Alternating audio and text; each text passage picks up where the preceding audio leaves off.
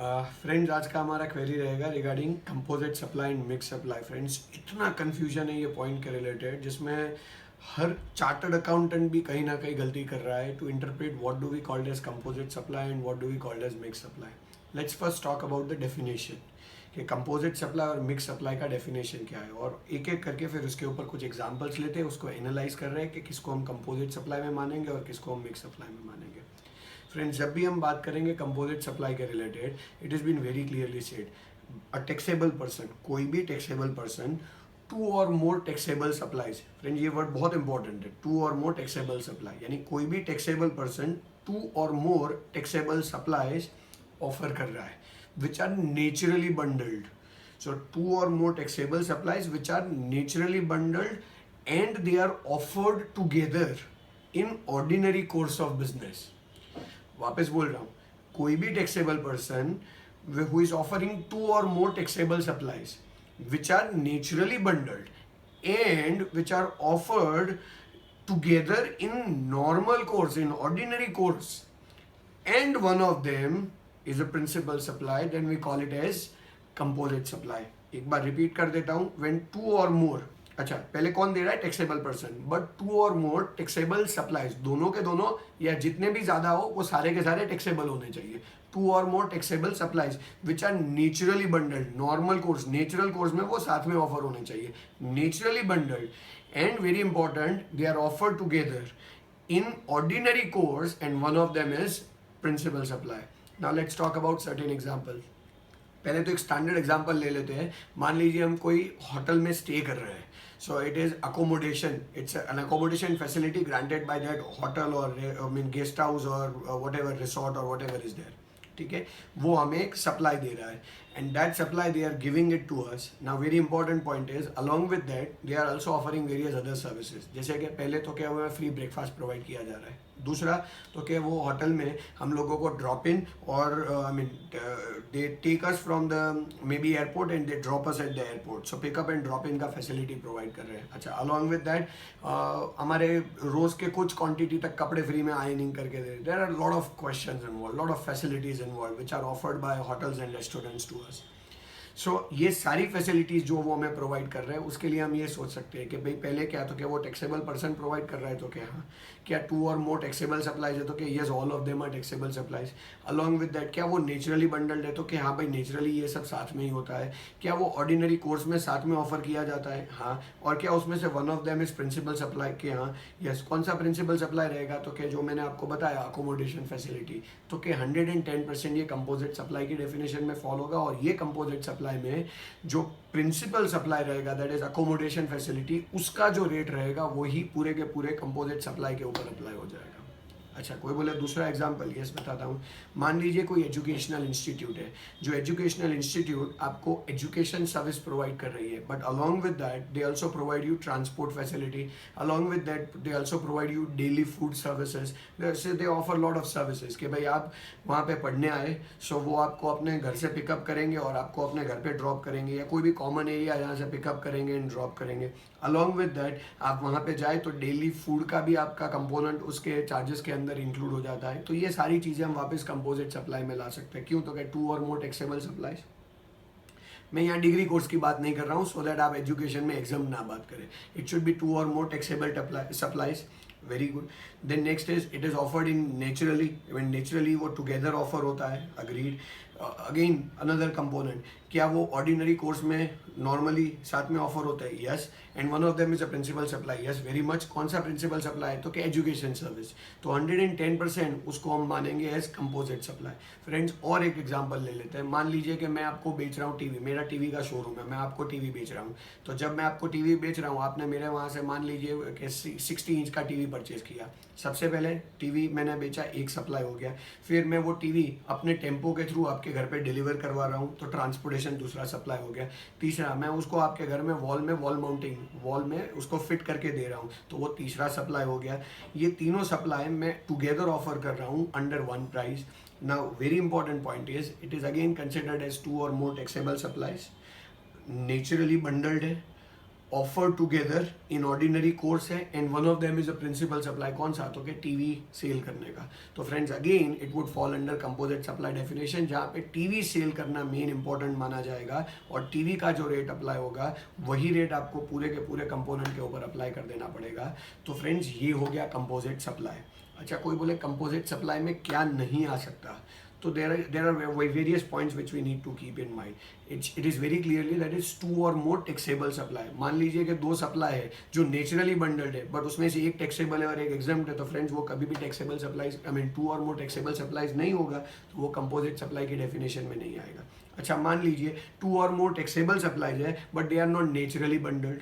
अगर वो naturally bundled नहीं है तो उस सिचुएशन में भी वो कंपोजिट सप्लाई की डेफिनेशन में नहीं आएगा। अच्छा, मान लीजिए नेचुरली बंडल्ड है बट हम लोग उससे टुगेदर ऑफर नहीं कर रहे, यानी नॉर्मल कोर्स में भले वो अलग टुगेदर ऑफर हो रहा है बट हम लोग उसके लिए अलग अलग प्राइसेस चार्ज कर रहे हैं, तो उस सिचुएशन में भी वो कभी भी नॉर्मल कंपोजिट सप्लाई की डेफिनेशन में नहीं आएगा। अच्छा, मान लीजिए 2 इक्वली रेलेवेंट है जो दोनों ऑलवेज साथ में ही ऑफर होते हैं बट उसमें कोई प्रिंसिपल सप्लाई नहीं है, तो भी वो कंपोजिट सप्लाई की डेफिनेशन से बाहर निकल जाएगा। कोई बोले कोई एग्जांपल, मैं आपको एग्जांपल देता हूँ। मान लीजिए अगेन एजुकेशनल इंस्टीट्यूट का ही एग्जांपल ले। एजुकेशनल इंस्टीट्यूट आपको एजुकेशन सर्विस प्रोवाइड कर रहा है, अलॉन्ग विद दैट वो आपको बुक्स भी दे रहा है। अब मेरे हिसाब से आपको पता हो तो जो एजुकेशन बुक्स है ना वो मेनली एग्जाम्प्ट है। सो अब होगा क्या है कि वो आपसे मान लीजिए कि दोनों चीज़ का कंबाइन चार्ज ले रहा है।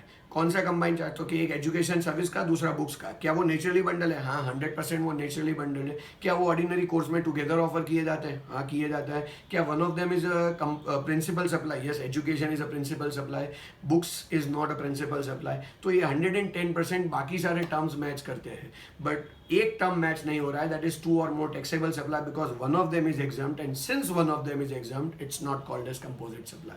और अगर वो कंपोजिट सप्लाई नहीं है तो वो इस डेफिनेशन से बाहर निकल जाएगा। अच्छा, कोई बोले तो क्या वो मिक्स सप्लाई में आएगा? तो क्या वो मिक्स सप्लाई में आएगा या नहीं आएगा, उसके लिए हम मिक्स सप्लाई की डेफिनेशन डिस्कस करते हैं। तो क्या मिक्स सप्लाई में क्या आएगा?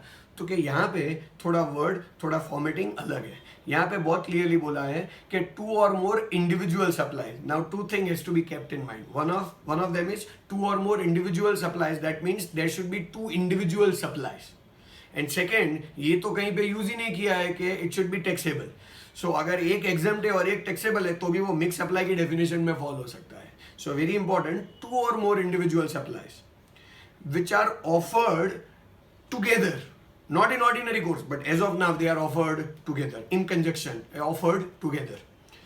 Very important, they are offered for a single price. So when 2 or more individual supplies are offered for a single price, then we think it of the same as mixed supply.